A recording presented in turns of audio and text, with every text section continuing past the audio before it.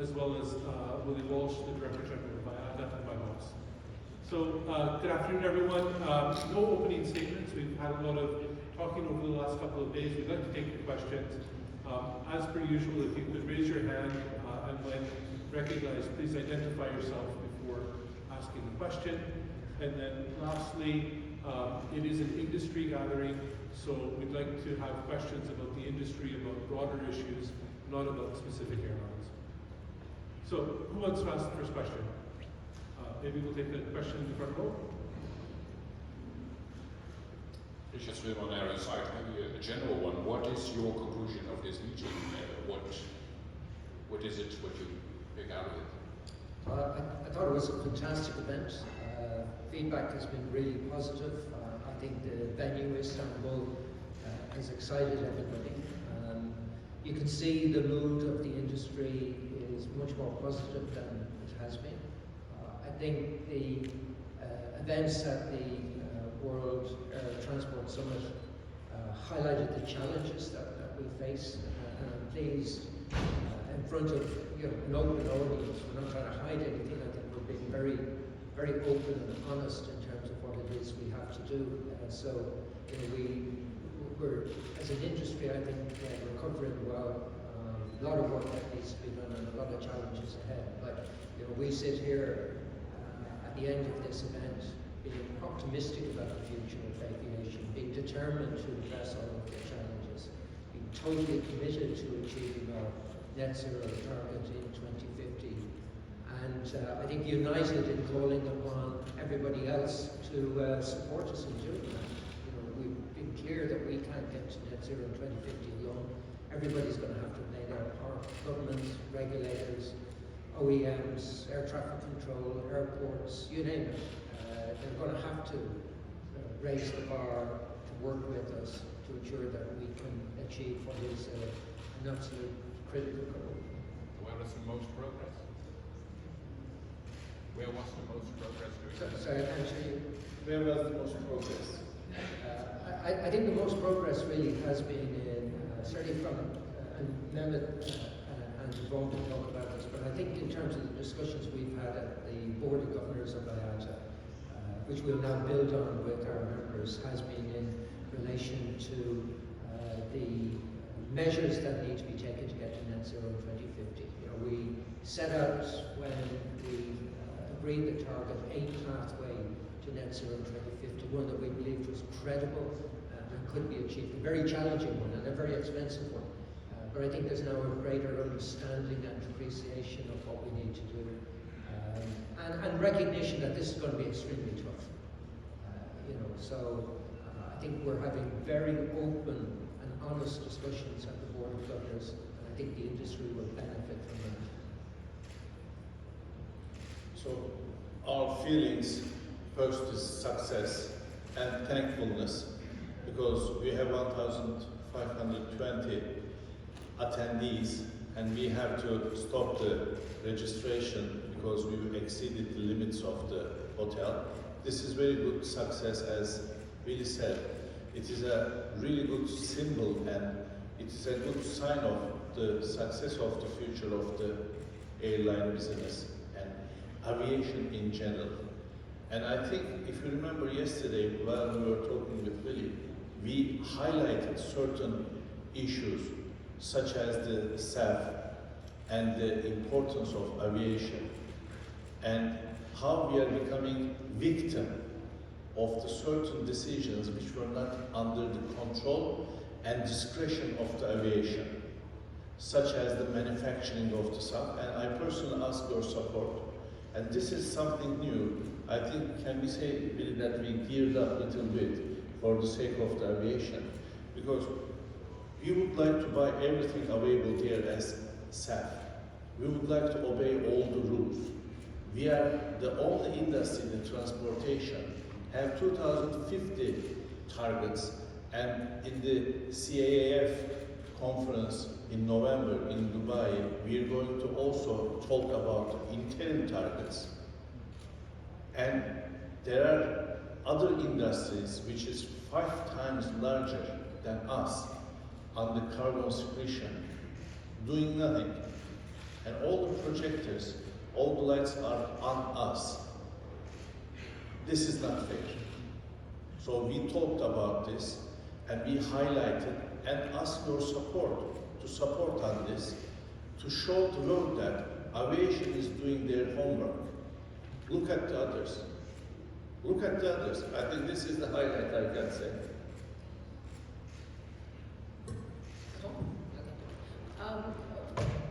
On my side, I think the key takeout is optimism for the industry. We are seeing very strong recovery, so we are very optimistic, but also cognizant of the challenges that we're facing. Willie and Mehmet mentioned it very clearly in terms of the issue of sustainability and the pressure that's on airlines. But the aviation industry has set very, very, very optimistic, challenging targets. We are all determined to do as much as possible to achieve those targets. But as Willie mentioned, it's not only for the airlines to take on, it's the whole ecosystem that needs to work together for us to meet those targets. A big challenge as well is on the issue of supply chain. I think that weighs heavy on a lot of airlines and how soon we're going to get out of that. But overall, we're very optimistic for the industry. Okay. Thank you. Take a question here. Hi, Dina Campbell from the National in Abu Dhabi. My question is, the main theme that seems to have emerged from this AGM and indeed the last two editions is that SAF is in low supply and other stakeholders in the industry also need to do their part. What goals would you like to see set for the next AGM in Dubai that can meaningfully move the needle on this issue in the next 12 months? It's a great question. I think it's too early though to respond to that, because one of the things we need to do now is to reflect on the comments that have been made. As I said, we've had a very open and frank discussion at the Board of Governors. We need now to consult with a wider group of member airlines, which is a process we have already started, but we will be out talking to our member airlines on this issue, getting feedback from them, because as you will have seen in the presentations and the comments, the world is not moving at a single pace. Different parts of the world are moving at different paces, and for us, representing the global airline, we've got to factor all of that into account. So we've commented on what's happening in the US, in Europe, in Asia, in Africa, in Latin America. It's not the same thing. So we're going to try and pull all of that together. We don't want to leave anybody behind. We want to make sure that everybody is comfortable with the conversation as we move forward, because this is critical that we bring everybody together. It is a global problem. It requires a global solution, and we've got to make sure that everybody has the opportunity to participate in that. So I think what you can do is look forward to further and deeper discussions about this at the AGM in Dubai, but I think it'd be too soon for us to give you an absolute answer to the question you've asked. Okay, take a question in the middle. Yeah. Hi, it's Nick from Reuters. You've made the point very clearly that it's dealing with the energy transition involves a huge ecosystem of which you are only a part. But we did hear from the head of a major airline today who said, in his words, we have to do more than moan and groan and say it's not fair. So I wondered, appreciating what you said, but are you doing enough proactively to lead this transition rather than just highlight the responsibility of others? Yeah, I believe we are, because the first step in this issue is acknowledging the problem and acknowledging the scale of the problem and accepting the challenge, which we did at the AGM in Boston, when as an industry we came together and said net zero in 2050 is now the target. Now I've been around and involved with IATA for many years. When we had agreed the previous target of a 50% reduction in net emissions, we had no discussion about how we were going to get there. It was just a conversation about we need to set a target, and we agreed on 50% net in 2050, because that was pretty much what everyone else was doing. That's not what we're doing this time. Now there is a much more detailed debate, a lot of discussion, And that discussion is very healthy and very informative. And it's not about moaning, it's about the reality. You know, I said it very clearly when we agreed net zero in 2050. We were not, as airlines, going to be able to do that on our own. You know, and it was not good enough for everybody else to join us and say, yes, we agree. They need to join us and say, yes, we agree, and here's what we're going to do. And that's why we keep calling this out, because, you know, we do need everybody working together, everybody contributing, because it's not just about SAF. You know, we've said SAF is the single most important contributor to the abatement we will require by 2050. But we need a lot more than just SAF. SAF will be, based on our latest bottom-up analysis, 62%. We have said 65, we're now saying 62% of the abatement that we will have in 2050. So there's a further 38% that has to come from everything else. And that's why we're saying this involves much more than just airlines to achieve it. So I can assure you it's not about moaning or complaining. In fact, I found airlines doing an awful lot less of that this time around than maybe we would have had in previous times. You know, this is a critical issue. It's not just an aviation issue, as Mehmet says. You know, we're 2%. And we acknowledge that going forward, as others who have a more easy path to decarbonisation will mean that our contribution will increase beyond 2%. But we're 2%. And we're acknowledging that we have to do something about it. And as Mehmet said, we're the only industry that has acknowledged, as an industry, that we have to do something about it. And we're the only industry that has said we are going to get to net zero in 2050. Now, it's going to be bloody tough. You know, it really is. But you know, you should be looking at us to say, well, at least these guys are acknowledging the problem, and at least these guys are determined to address the problem, and at least they're being honest in saying they can't do it on their own. You said everything to be said. Thanks, Willie. Absolutely. Okay, we'll take a question here. Hi, I'm Vinod. France recently banned the short-haul flights that operate within 3 hours.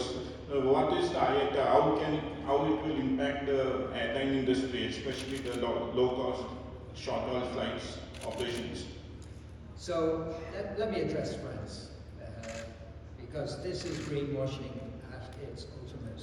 So what France has done is they have introduced restrictions which impacts on 3 routes from Paris-Orly only. Paris-Orly to Bordeaux, Lyon and Nantes. You can still fly from Paris-Charles de Gaulle to Bordeaux, Lyon and Nantes. So France has not planned short-haul flight. It appears that they're doing something. And what they're saying is it's a train alternative, therefore take the train.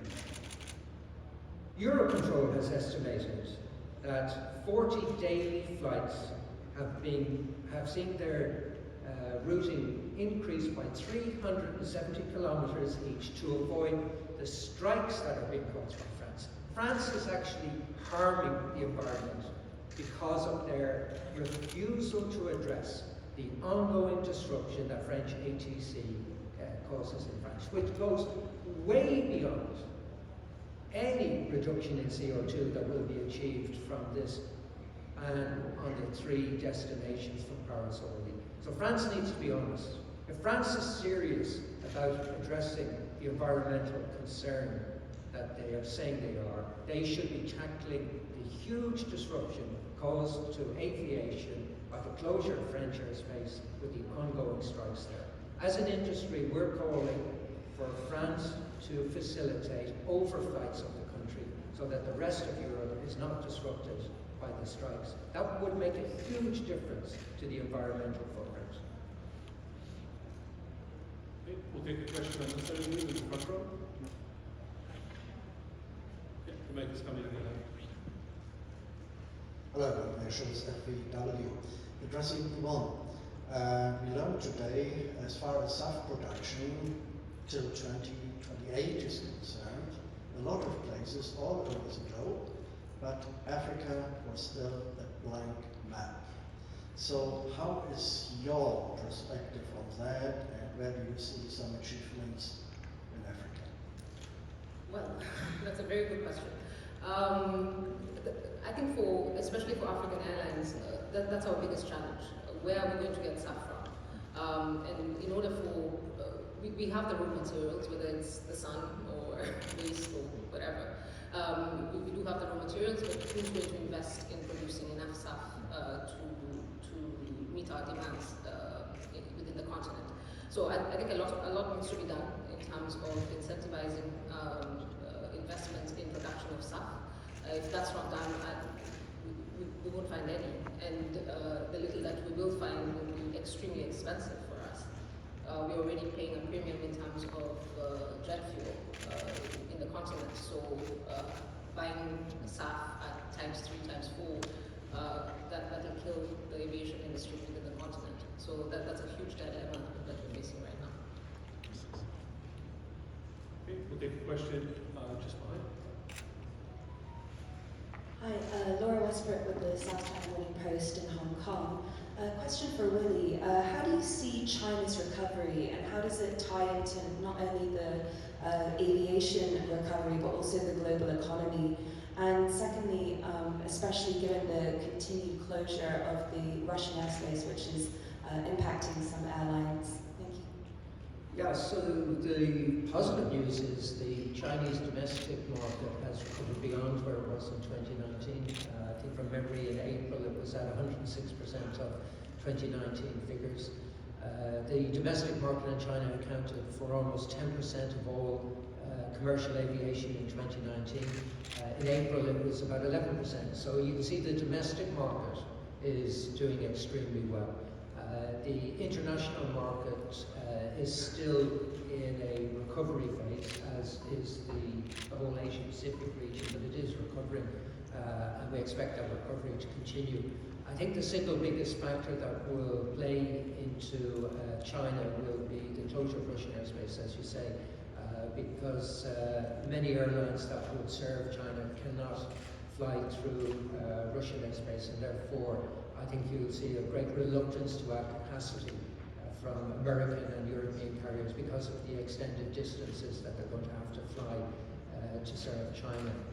So that is going to be a factor in terms of the pace of recovery for the international market in China. We have said, however, that from an IATA point of view, we did not expect China to open in January. In fact, our original forecast for this year assumed that China would open around now, the second half of this year.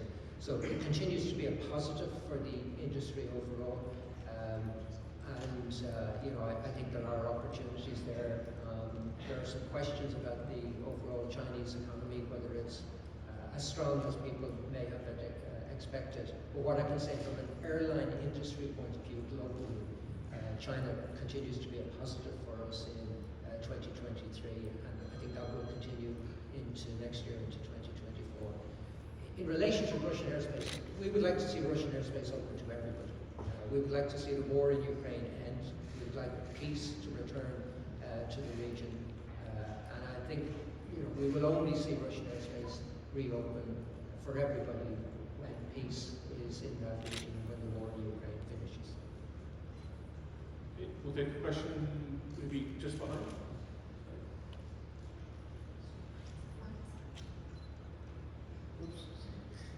Thank you. A question, Mr. Walsh, on Tommy Jimenez with AFP, sorry. A question about single pilot operation.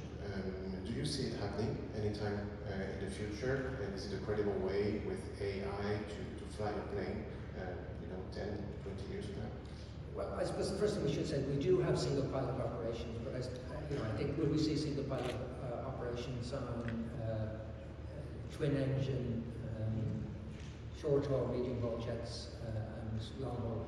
Personally, I don't. And the reason I say that is, the aircraft that are in service today and the aircraft that are being delivered today will continue to be in service for 20, 25 years. We don't see a single pilot aircraft being developed at this point. So personally, no, I don't expect to see it, to be honest, I don't expect to see it in my lifetime. So, And you're as a pilot. Yeah. You know that he's the pilot? Yes. Yeah. I don't know if you do know this, but Mehmet knows this, but there's a very close connection between myself personally, but also my former employer. So Pegasus Airlines was actually started by Aer Lingus back in, we started in 1989. By a strange coincidence, and not by design, I ended up being the pilot on the very first commercial flight for Pegasus Airlines back in April 1990. So, strangely enough, I have a Turkish pilot validation that was issued. Certificate number 624, I think it was, but it's now out of date. Yeah, I operated as the pilot on the very first commercial flight for Pegasus, and so Nane and I have a very close connection as a result of that. Right, we'll take a question in the center. Hi, Joanna Kuchinska from Reuters. Going back to the sustainability debate, there are more and more accusations of greenwashing against the aviation industry. What can IATA do, and individual airlines, what can they do to be more transparent about the efforts that they're making to improve their sustainability record? A lot of NGOs say that there are just a lot of targets and not a lot of substance in the debate.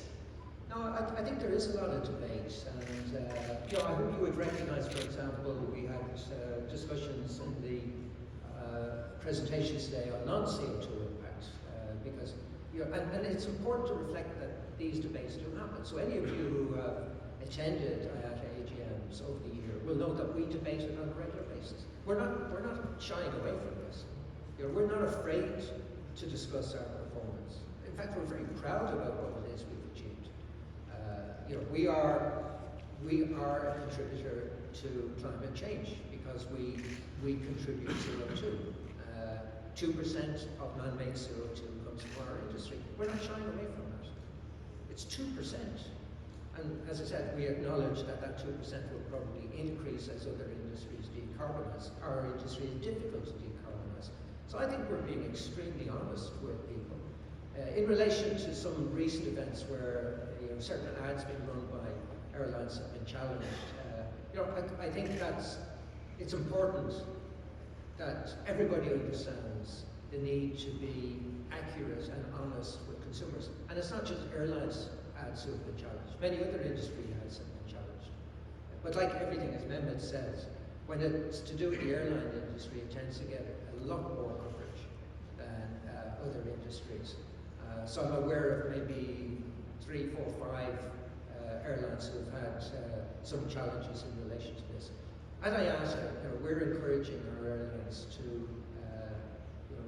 to be honest, because I believe we need to, but importantly, to be proud about what it is we're doing, and to recognise that this is a challenge that we are facing up to, and a challenge that we are determined to address.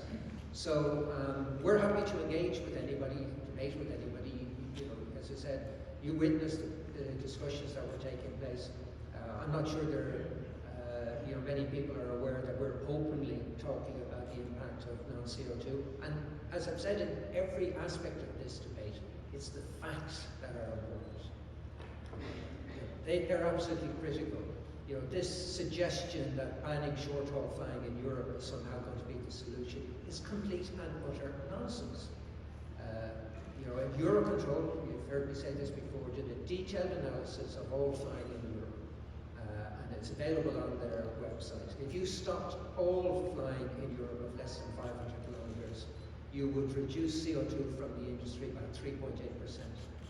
If you introduced a single European sky, which politicians could do tomorrow if they had the will to do so, not a single penny of investment is required from airlines, we've already spent the money, you could reduce CO2 by 10 to 12%.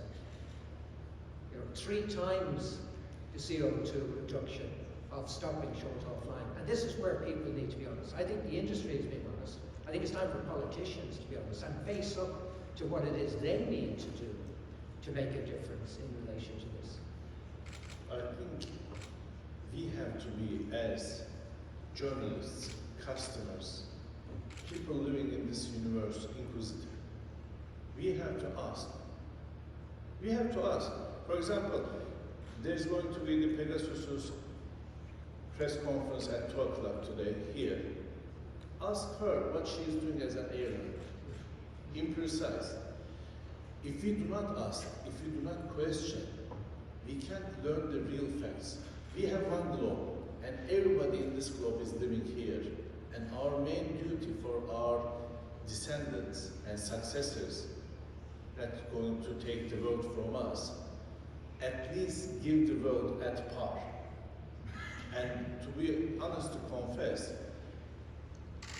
the 50s and 60s born ones, we reduced something what we have received from our descendants and give it to our predecessors. You have to question us, not as an industry, but as a human being living in this world. Why you have done this, and what are you going to do? Willie said right. If you cut 500-kilometer flights in Europe, 3.5%. If you bring SES, 12 to 13%. Question your governments, question your countries. Why aren't you undersigning this? We have to do that. And as aviation industry, we are pioneering that. We take care of this globe.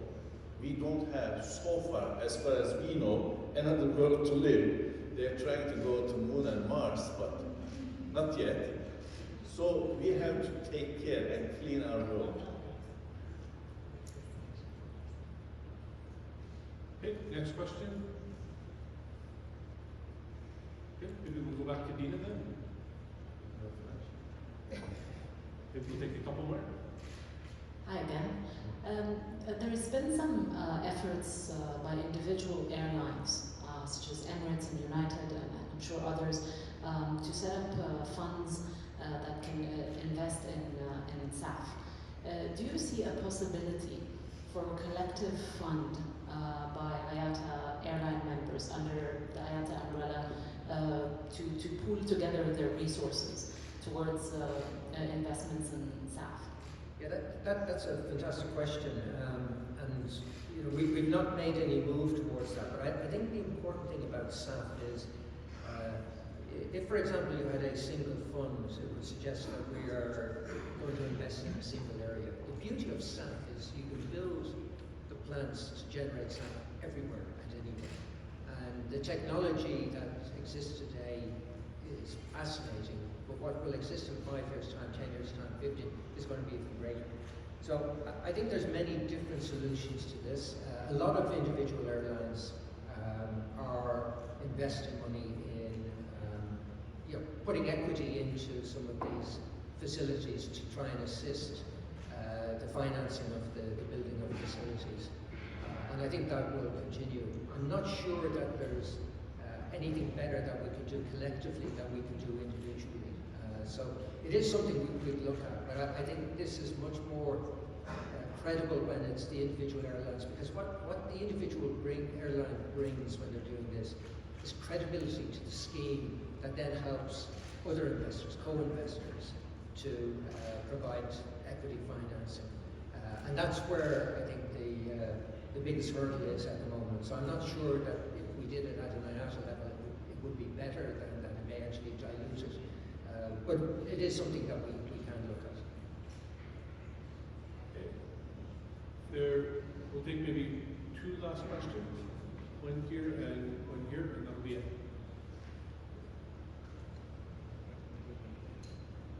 Hi, I'm Rafael Malago from Folha de São Paulo, Brazil.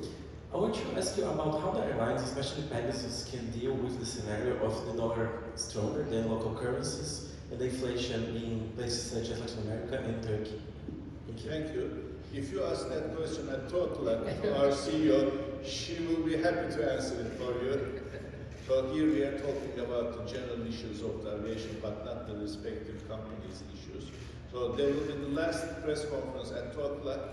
Please join our CEO, Ms. Öztürk, and she will answer all of your questions.